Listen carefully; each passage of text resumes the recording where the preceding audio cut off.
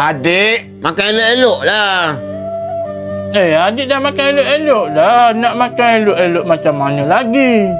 Elok apanya makan macam tu? Pelepak. Mana ada orang makan bunyi pelepak-pelepak?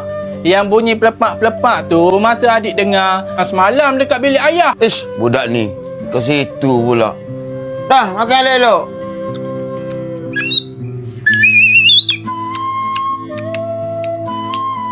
Adik, makan jangan bunyi. Adik makan elok dah, tak bunyi pun. Adik tahu tak kalau zaman ayah dulu makan bunyi macam tu, dah kena getah pahit tau. Iyalah, itu lama ayah. Memang kenalah. Menjawab pula budak ni. Adik tahu? Makan bunyi macam tu, bunyi